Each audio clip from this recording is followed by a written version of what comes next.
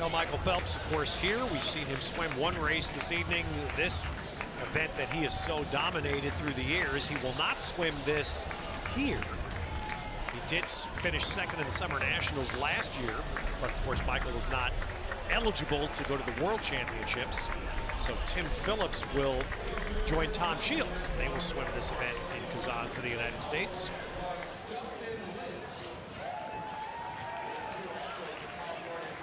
Michael Phelps also won the Pan Pacs. So, Brad, do you think this is on his Rio agenda, even though he's not swimming it tonight? This is the #1 event. I mean, there's no doubt he will swim the 100 fly at the trials next summer.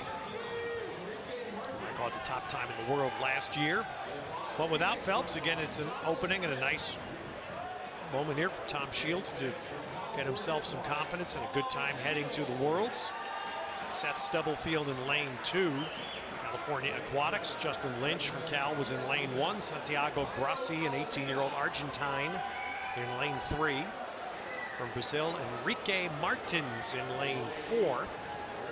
Fastest qualifier, former University of Arizona swimmer Giles Smith. 52:39 was his qualifying time. Shields was second fastest at 52:68. Veteran Brazilian, three-time Olympian Caio Almeida in 7.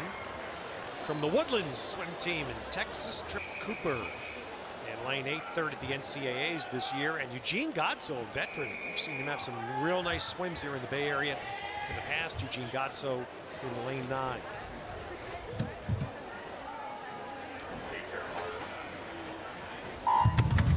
Definitely one of the strong events for the United States, along with the backstrokes, the 100, 200 back. This might be, on paper anyway, the strongest event. We had 5 Americans in the top 10 in the world last year, including Phelps at first. Shields was 3rd in the world last year. Do you think Lochte swims this? Yeah, I do think Lochte will swim this. He was 6th in the world last year. Phillips in there. Matt Ellis, there are some really good Americans in this event.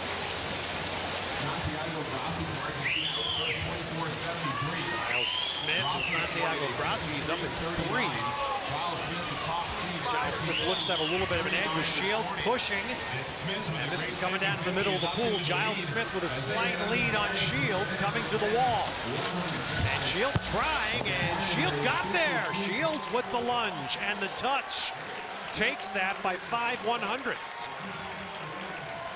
Boy, you just thought that Smith had it the whole way, but he just tightened up the last couple of strokes, and that tremendous surge that Shields had at the end. And I kind of chuckled just because I saw him a little while, and he goes, "Are you guys still doing the interviews on the headset?" I go, "Yeah, we're doing the interviews." He goes, "Ah, okay, good.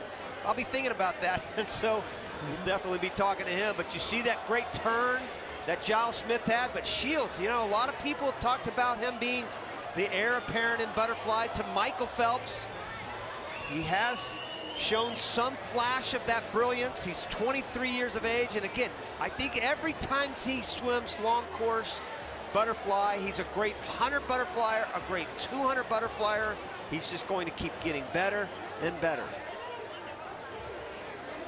Well, there he is, again, the national champion last summer.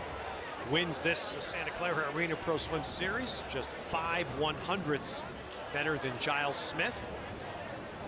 All right, Tom, you wanted the interview, you got it.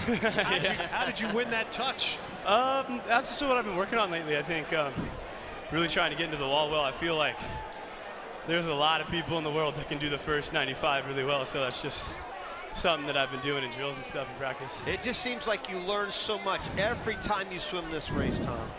Yeah, I think that's one of my weapons, I think, is that I can be very studious, especially among my own swims, so something that I like to take with me. Well, it's a great swim and a great finish there. Good. Thank you very much. Congratulations, Tom. Yeah, have a good one. Tom Shields winning the men's 100 fly. We'll come back. We had a record set earlier today by Katinka Hosu. Women's 400 IM next.